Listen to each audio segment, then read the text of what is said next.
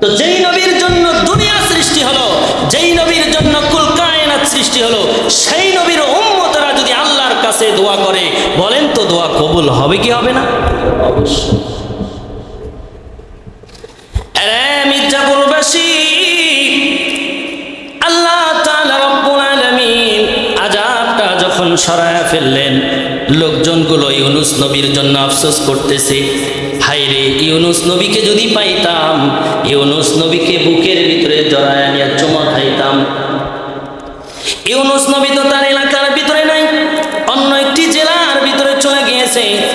এই এলাকার একজন লোক ঘুরতে ঘুরতে ওই জেলার মধ্যে যাইয়া ইউনুস নবীর সঙ্গে কেমনে জানি সাক্ষাৎ হয়ে গেছে। এই লোকটা ইউনুস নবীকে ডাকতে বলে, ও আল্লাহর পয়গম্বর, আপনি না বলেছিলেন ওই কওমের ভিতরে আল্লাহর আযাব আসবে, গজব আসবে? আপনি না বলে আল্লাহর পয়গম্বর, আল্লাহর নবী, কিন্তু আপনার কথার সঙ্গে তো কোনো মিল নাই। কই, তারা তো সুস্থই আছে, ভালোই আছে, তাদের তো কোনো ক্ষতি, কোনো কিছুই হয় নাই। ইউনুস নবী এবার টেনশনে পড়ে গেল, হাই রে, যাদেরকে 40 বছর আমি দিনের দাওয়াত দিলাম, মানুষের দ্বারে দ্বারে গিয়ে দাওয়াত দিলাম, মানুষ আমাকে অপমান অপদস্থ আর মারধর করা শুরু করলো, তাদের জন্য আযাবের ডেটও নির্ধারণ করে দিলাম। এখন যেহেতু তাদের উপরে আযাব আসে নাই, আমি যদি আবার তাদের এলাকায় ফিরে যাই, আমাকে তো তারা পিটাইতে পিটাইতে মেরেই ফেলাবে, ঠিক না? কিন্তু আমাদের সমাজে এমনও কিছু লোক আছে ওই লোকের মতো। আল্লাহ রব্বুল আলামিন এই পৃথিবীর জমিনে 1,24,000 মতান্তরে 2,24,000 নবী রাসূল দুনিয়াতে পাঠিয়েছিলেন। হযরত আদম আলাইহিস সালাম থেকে নিয়ে শুরু করে আমাদের নবী পর্যন্ত সকল নবী এই দ্বীনের দাওয়াত দিতে গিয়ে মার খেয়েছেন। শুধু 2 জন নবী মার খান নাই। কয়জন নবী? 2 জন নবী মার খান নাই।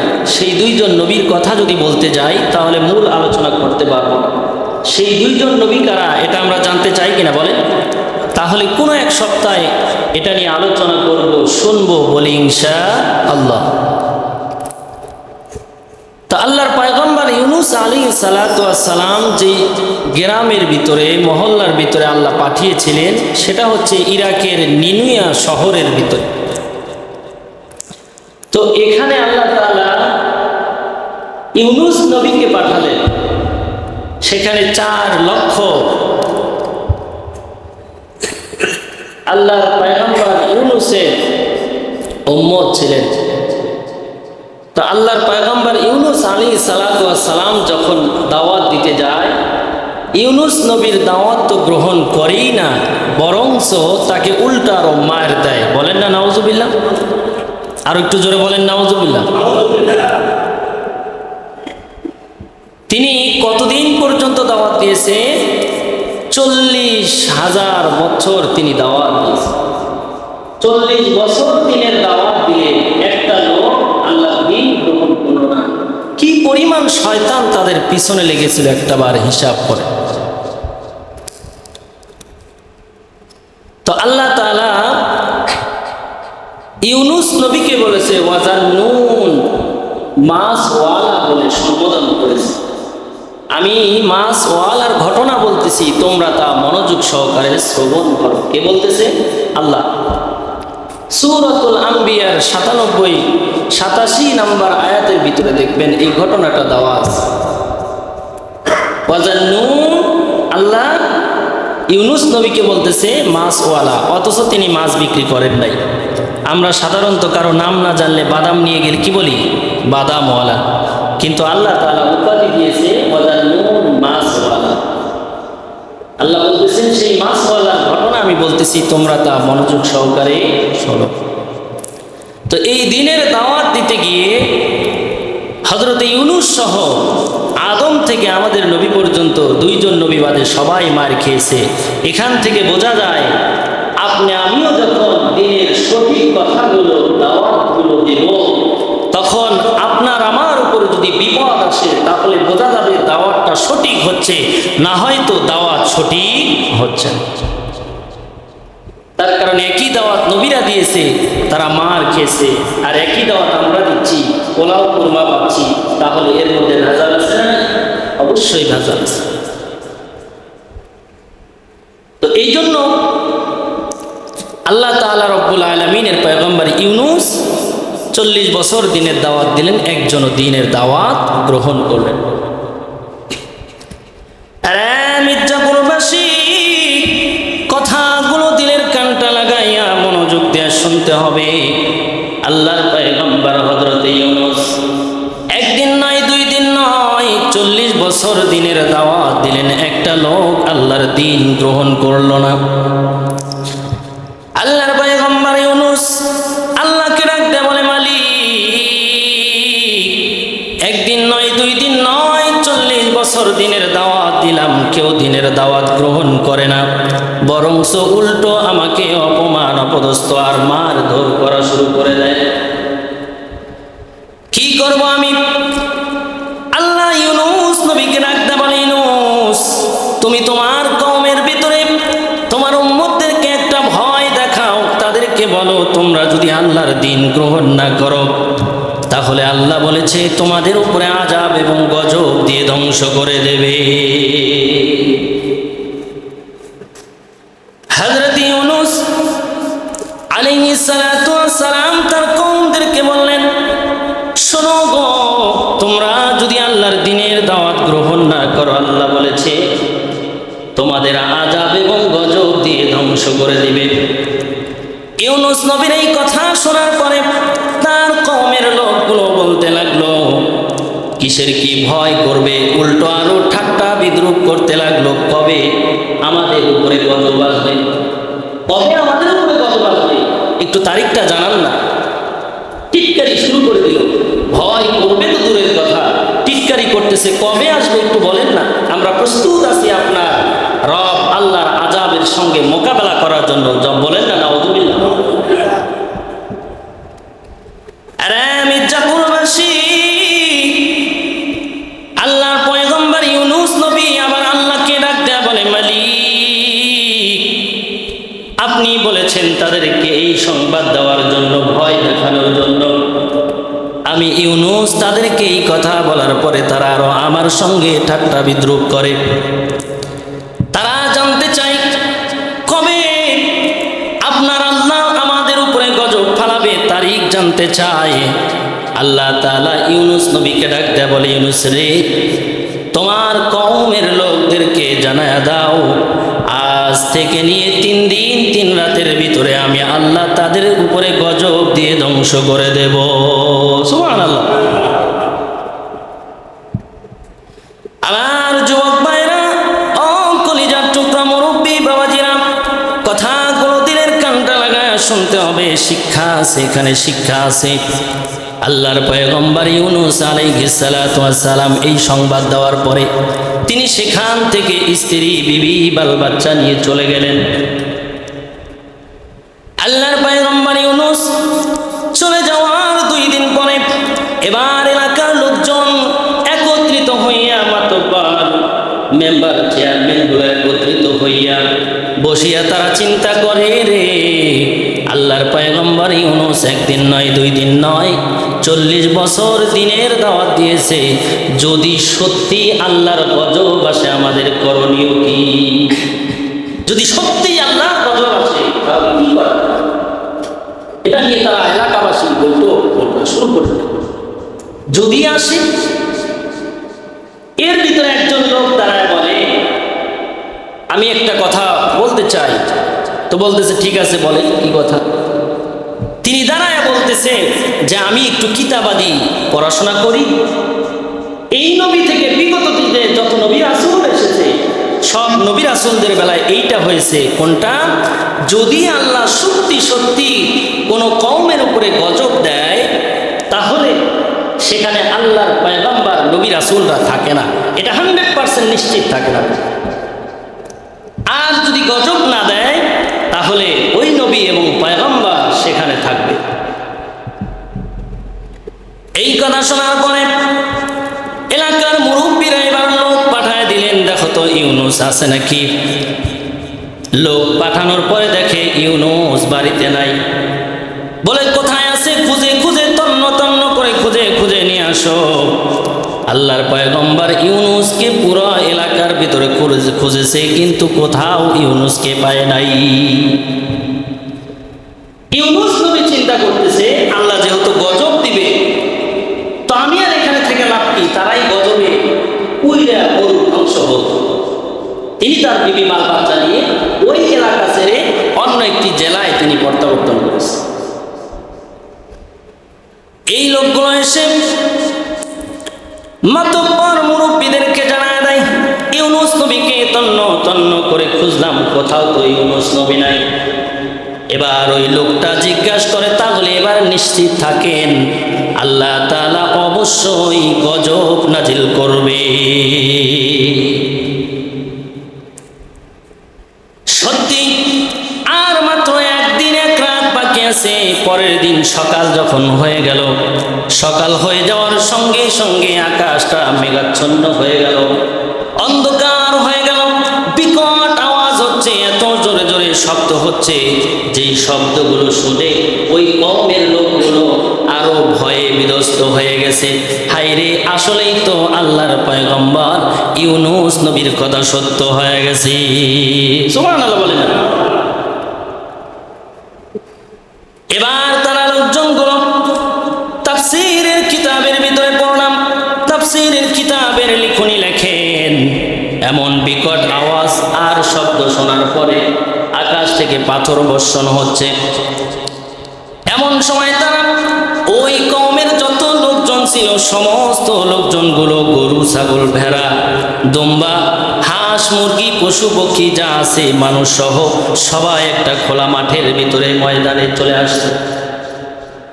আসার পরে হাওমাও করে কান্না করে, গরু কান্না করে, ছাগল কান্না করে, ভেড়া কান্না করে, হাঁস মুরগি সবাই কান্না করে। মানুষগুলো এবার চিন্তা করতেছে, হায়রে, আজকে যদি আমরা এই বিপদ থেকে বাঁচতে চাই, তাহলে তো আমাদের ইউনূস নবীর দরকার আছে না নাই? ইউনূস নবীর কথা এখন তাদের মনে পড়তেছে। আমাদেরও স্বভাব হলো কোনো সময় কোনো বিপদে পড়লে, হায়রে, কোনো কথাটা যদি শুনতাম তাহলে এই বিপদ আমার। এবার তাদের ইউনূস নবীর কথা স্মরণ পড়ে গেছে, স্মরণ করতেছে, হাই রাই হাই হাই, আজকের এই বিপদ থেকে কিভাবে বাঁচবো? আজকে যদি ইউনূস নবী আমাদের মধ্যে থাকতেন, তাহলে তার পা জড়ায়া ধইরা হাতে হাত দিয়ে কালেমা পড়ে মুসলমান হয়ে যাইতাম। তারা সিজদায় পড়ে গিয়ে নিজে নিজে কালেমা পড়ে মুসলমান হয়ে গেলেন। সিজদায় পড়ে কান্নাকাটি শুরু করে দিলেন, হাউমাউ করে কান্না করতেছে। মহান রব আল্লাহ তাআলা জিব্রাইলকে ডাক দেয়, বলে, জিব্রাইল, আমি তো ওই কওমের ভিতরে আযাব দিতে চেয়েছিলাম, কিন্তু আমার ওয়াদা হলো, আমার আযাব হলো তাদের জন্য যারা আমার নিয়ামত পাইয়া নিয়ামতের শুকরিয়া আদায় করে না, নিয়ামত খাইয়া নিয়ামতের শুকরিয়া আদায় করে না, আমি আল্লাহর সঙ্গে নাফরমানি করে রে, আমি আল্লাহর সঙ্গে নাফরমানি করে, আমি আল্লাহকে যারা সিজদা দেয় না, তাদের জন্যই তো আমি আযাব পাঠাই।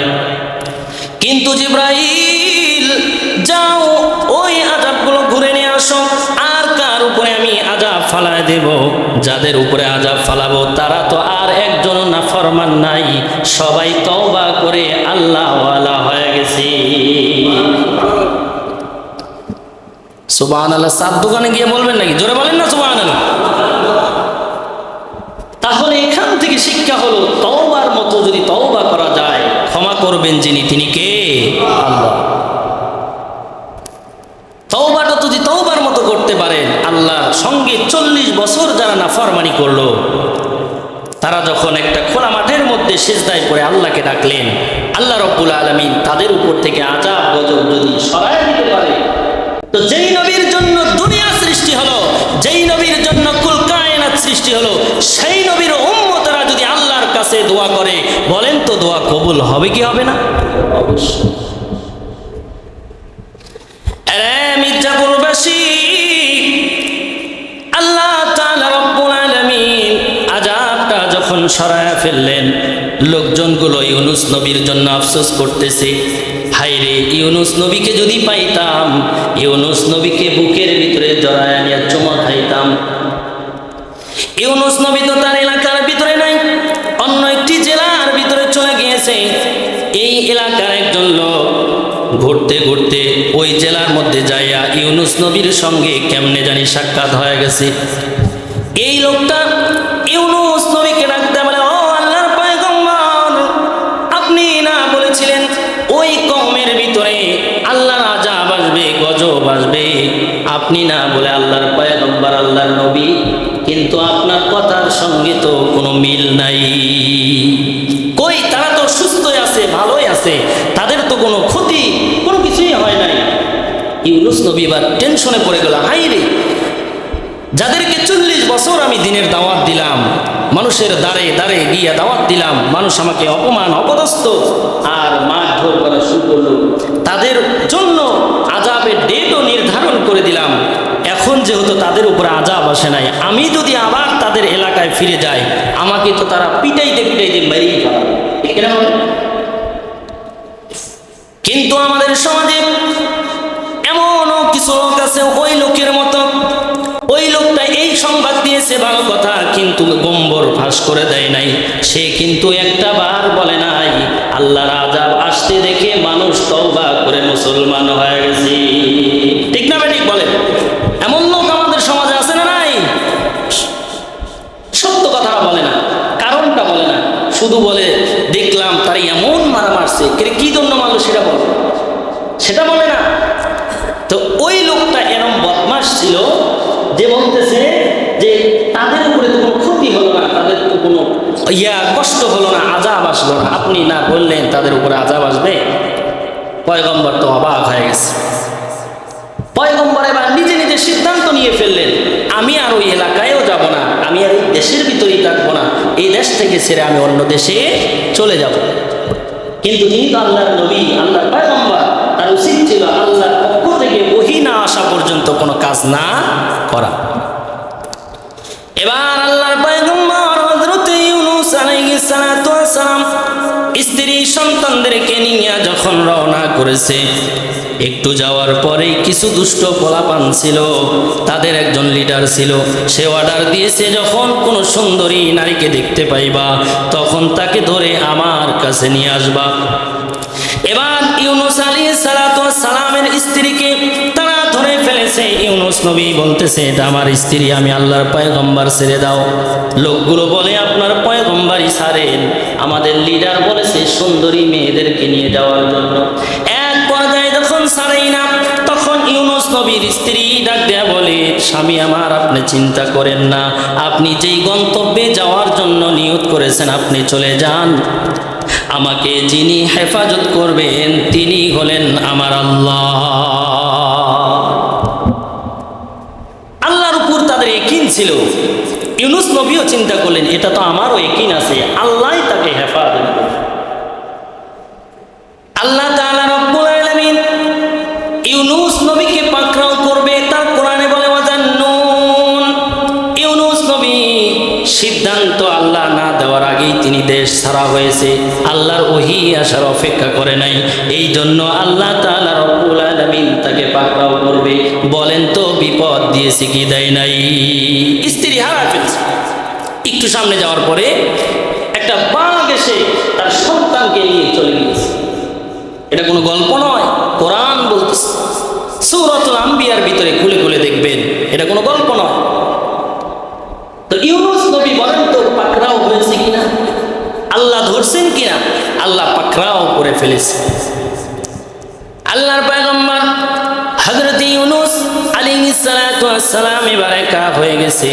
একা একা চলতে চলতে ওই দেশটা পাড়ি দেওয়ার জন্য একটা সাগর পার হতে হয়।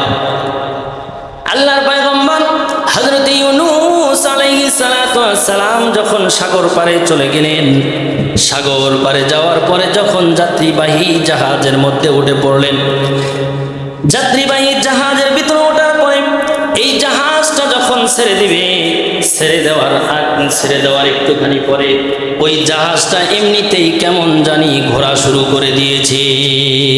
লোকজন বলতেছে, এতদিন যাওয়া আসা করি, কোনোদিন এমন হয় না, হঠাৎ এরকম হলো? কিন্তু ওই জাহাজের ভিতরে যিনি ক্যাপ্টেন ছিলেন তিনি খুব আল্লাহওয়ালা ছিলেন। তিনি এবার বলতে লাগলেন, আমাদের এই জাহাজের ভিতরে এমন একজন লোক আছে যে আল্লাহর নাফরমানি করেছে, পাপিষ্ট, আল্লাহর হুকুমকে অমান্য করেছে। রে মির্জাপুরবাসী, ওই জাহাজের ক্যাপ্টেন এবার বৈঠক বসে চিন্তা করলেন, এক এক করে যদি জিজ্ঞেস করি কেউ তো স্বীকার হবে না, তাহলে কি করা যায়? আল্লাহর কোরআনে আছে। তারা বললেন, তাহলে একটা লটারির ব্যবস্থা করা যাক। লটারির কথা কোরআন আছে। এবার তারা সিদ্ধান্ত করে সবার নাম নিয়ে যখন লটারি শুরু করে দিল, লটারির ভিতর থেকে যখন নাম তোলা হয়, সর্বপ্রথম যার নামটা উঠেছে তার নাম আল্লাহর পয়গম্বর ইউনূস। ইউনূস নবীর নাম উঠেছে।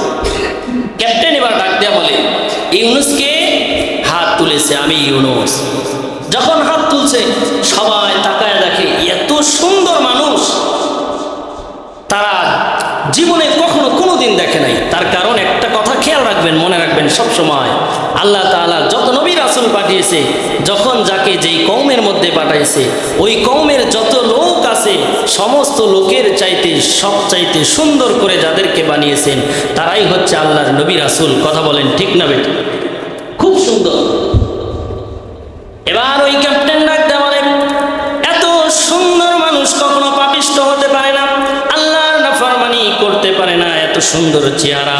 তার কারণ হলো আল্লাহর নবীদের কপালের ভিতরে নবুয়তের মোহর ছিল। নবীরা কখনো, একটা কথা মনে রাখবেন, নবীরা কখনো পাগল হয় না, নবীরা কখনো অসুন্দর হয় না, নবীরা কখনো লেলা লোলা হয় না, নবীরা হচ্ছে সবচাইতে সলিড এবং সুন্দর। এবার ওই ক্যাপ্টেন বলতেছে, আমাদের মনে হয় ভুলে এই নামটা উঠে গিয়েছে, এত সুন্দর মানুষ তো কখনো পাপিষ্ট হতে পারে না। বলেন তো, কিছু কিছু মানুষ আছে দেখলে মায়া লাগে কি লাগে না? কিছু কিছু সুন্দর ছোট্ট বাচ্চা থাকে দেখলেই মায়া লাগে না, এই কাজ করতেই পারে। এবার আল্লাহর পয়গম্বর হযরত ইউনূস আলাইহিস সালাতু ওয়াস সালামকে দেখে তারা বললেন, এমন সুন্দর লোক পাপিষ্ট হতে পারে না, আবার লটারি টানো। দ্বিতীয়বার যখন আবার লটারি টানলেন, দেখলেন আবার হযরতে ইউনূস নবীর নাম উঠে গেল। ইউনূস নবী এবার প্রস্তুতি নিলেন, যা আমি তো জানি যে আমি পাপিষ্ট, আল্লাহর ওহী না আসার আগেই আমি চলে আসছি। সে নিজের কাছে মনে করছে আমার এই কাজটা ঠিক, কিন্তু আল্লাহর কাছে এই কাজটা ঠিক হয় নাই। এবার তিনি কাপড় চোপড় খুলে যখন নদীতে ঝাঁপ দিবেন, এমন সময় লোকজনগুলো গিয়ে তাকে টেনে ধরেছে, বলতেছে, না না, হয়তো আবার আমাদের ভুল হয়েছে, আর একবার আমরা লটারিটা টানি। 3 নম্বরের বেলা যখন আবার টানছে, কার নাম উঠেছে? হযরতে ইউনূস আলাইহিস সালাতু ওয়াস সালাম। কেন? আল্লাহ তাআলা তাকে পাকড়াও করেছে। এবার তারা সিদ্ধান্ত গ্রহণ করলাম, এই পাপিষ্ট লোককে যদি আমরা জাহাজ থেকে ফেলে দেই, তাহলে আমাদের জাহাজটা আগের মতো ঠিক হয়ে যাবে। আল্লাহর পয়গম্বর হযরত ইউনূস আলাইহিস সালাতু ওয়াস সালামকে যখন ফালায় দিবেন, এমন সময় আল্লাহ রাব্বুল আলামিন মাছকে ডাকতে বলে, মাছ রে, ওই জাহাজের কাছে যা, ইউনূস নবীকে যখন ফালায় দিবে তখন তুই গিলে খাবি, কিন্তু খবরদার খবরদার, আমার পয়গম্বর ইউনূসের যেন শরীর থেকে কোনো রক্ত বের না হয়। সুবহানাল্লাহ বলে, আমার পয়গম্বর ইউনূস নবীর শরীরে যেন কোনো আঘাত না লাগে, খাবি কিন্তু হজম করতে পারবি না। অনেক সময় হয় না এরকম, যে সন্তানকে শাসন করার জন্য অন্য কাউকে বলে, এই ওরে একটু ভয় দেখাস তো, শাসন করিস তো, কিন্তু মারতে বলে না। কেন? বাবা মা দিলের ভিতরে দয়া লাগে, মায়া লাগে। আমার রব আল্লাহ কেমন দয়ালু, নবীকে শাস্তিও দেয় আবার দয়াও করে। আল্লাহর পয়গম্বর হযরত ইউনূস আলাইহিস সালাতু ওয়াস সালাম, তাকে যখন নদীর মধ্যে, সাগরের মধ্যে ফেলে দেওয়া হলো, আল্লাহর পক্ষ থেকে কিতাবের লিখনি লেখেন, এই যে বর্তমান স্পিড বোট যেমন দ্রুত দৌড়ায়, ওই মাছটাও দ্রুত এসে জাহাজের কাছে হা করে দিয়েছিল। হা করার সঙ্গে সঙ্গে ইউনুস নবী ওই মাছের পেটের ভিতরে চলে গিয়েছে। এবার একটাবার চিন্তা করেন তো, তাহলে ওই মাছটা কত বড়। ইউনুস নবী তো সাধারণত আমাদের মতো মানুষ নয়, এটা যে ওই যুগের মানুষ, কত লম্বা ছিল, কত লম্বা ছিল। তাহলে ওই মাছকে একটা মাছ গিলে ফেললেন, তাহলে মাছটা কত বড় ছিল। একটাবার চিন্তা করছে ওই মাছটা কত বড় ছিল। অন্য একটা তাফসীরে এসেছে ওই মাছকে আরো একটা মাছ গিলে ফেলেছে। বলেন না সুবহানাল্লাহ। ওই মাছকে আরো একটা মাছ গিলে ফেলেছে, তাহলে সেই মাছটা কত বড় বলেন তো। এই মাছকে খাবার দেয় তিনি কে? আল্লাহ। এ কি সত্য? বাংলাদেশের একটা গবেষণায় দেখা গেছে, বাংলাদেশে সাগরের মধ্যে একটা মাছ আছে যার নাম তিমি মাছ। বলেন কি মাছ? তিমি মাছ। এই তিমি মাছ দিনে 4 থেকে 2 টন খাবার খায়, তার খাবার লাগে। তো সাধারণত যদি 2 টনও ধরা হয় তাহলে 27 মনে হয় 1 টন। বলেন কত মনে হয়? 27 মনে হয় 1 টন। তাহলে 2 টনে হচ্ছে 54 মন। এই 54 মন খাবার যিনি খাওয়ায় তিনি কে?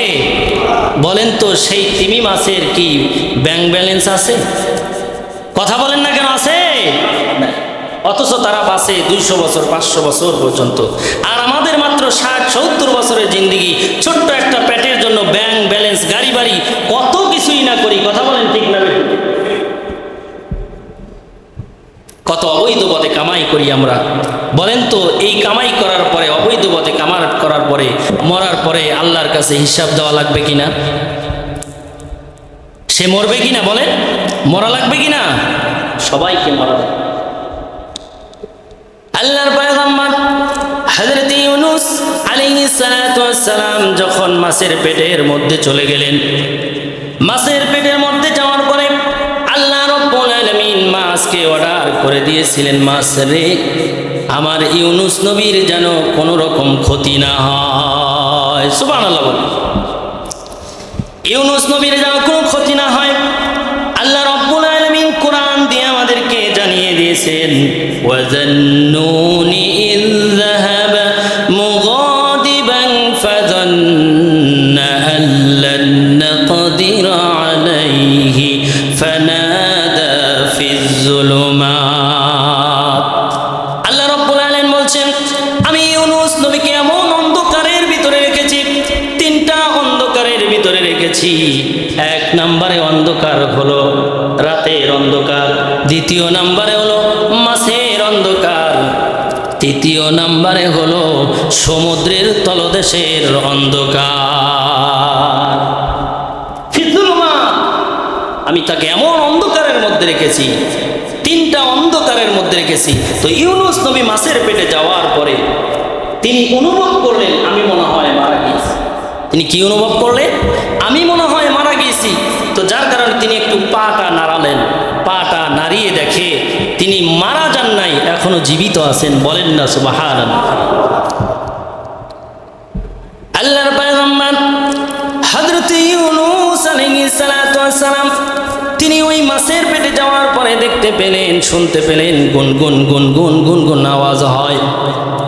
আল্লাহ রাব্বুল আলামিনকে ডাক দেয়, বলে মালিক এই সমুদ্রের তলদেশে আবার গুনগুন আওয়াজ কোথা থেকে আসে? আল্লাহ কোরআন দিয়ে আমাদেরকে জানিয়ে দেয় 7 আসমান 7 জমিনের ভিতরে যা কিছু আছে সমস্ত কিছু জিকির করে যার তিনি কে? আল্লাহ বলেন ইউসাব্বিহু লাহু মা ফিস সামাওয়াতি ওয়াল আরদ।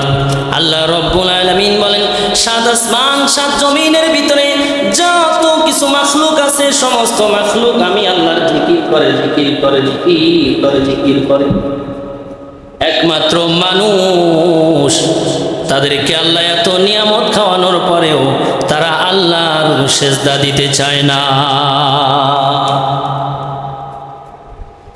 আরে মির্জাপুরবাসী, কথাগুলো দিলের কানটা লাগায় গভীর মনোযোগ দিয়ে শুনতে হবে।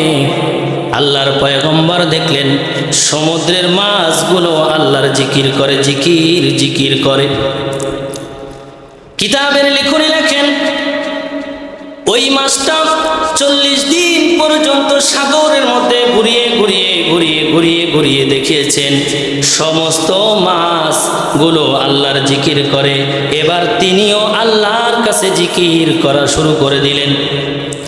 আল্লাহর কাছে 1.5 লক্ষ বার তিনি জিকির করেছেন, 1.5 লক্ষ বার জিকির করেছেন। কি জিকির? তিনি বলেন লা ইলাহা ইল্লা আনতা সুবহানাকা ইন্নী কুনতু মিনাজ জালিমিন। তিনি জিকির করলেন লা ইলাহা ইল্লাল্লাহ, নেই কোনো মাবুদ আল্লাহ ছাড়া, লা ইলাহা ইল্লাল্লাহ। সুবহানাক, তিনি আল্লাহর প্রশংসা করলেন। ইন্নী কুনতু মিনাজ জালিমিন, হে আল্লাহ আমি আপনার পবিত্রতা ঘোষণা করতেছি, কিন্তু আমি নিজে জালিমদের অন্তর্ভুক্ত হয়ে গেছি, ভুল করে ফেলেছি। আল্লাহ গো আপনি আমাকে ক্ষমা করে দেন। সুবহানাল্লাহ বলেন। ইউনুস নবী মাছের পেট থেকে আল্লাহর জিকির করা শুরু করে দিয়েছে, আল্লাহর জিকির করা শুরু করে দিয়েছে। এই জিকিরটা আরশে আজিমে চলে গিয়েছে। আল্লাহর আরশে আজিমে যাওয়ার পরে যে ফেরেশতাগুলো ছিল তারা আল্লাহকে ডাক দেয়া বলে, মালিক এই জিকিরটা তো অনেক দূর থেকে আসতেছে, অনেক দূরের শব্দ, অনেক দূর থেকে আসতেছে, এটা কে জিকির করে? আল্লাহ রাব্বুল আলামিন বলেন, এটা হলো আমার পয়গম্বর হযরতে ইউনূস আলাইহিস সালাতু ওয়াস সালাম। তিনি 1.5 লক্ষ বার এই জিকির করেছেন। আল্লাহ তাআলা বলেন, ইউনূস নবী যদি জিকির না করতেন, আমাকে স্মরণ না করতেন, তাহলে আমি কিয়ামত পর্যন্ত ইউনূস নবীকে মাছের পেটে রাখতাম। আল্লাহ কি বললেন? কিয়ামত পর্যন্ত ইউনূস নবীকে মাছের পেটে রাখতাম। তাহলে বিপদে যদি পড়ি সাহায্য চাইতে হবে যার কাছে, তিনি কে? আরো জোরে বলেন, ইমানের তেজ নিয়ে বলেন, কার কাছে? আল্লাহর কাছে। কোনো বাবার কাছে না, কোনো বাবার শক্তি নাই। বাবা তো রাতের বেলা ঘুমায়, অথচ আল্লাহ বলে লা তাখুযুহু সিনাতু ওয়ালা নাওম, আমার কোনো ঘুমও নেই, তন্দ্রাও নেই।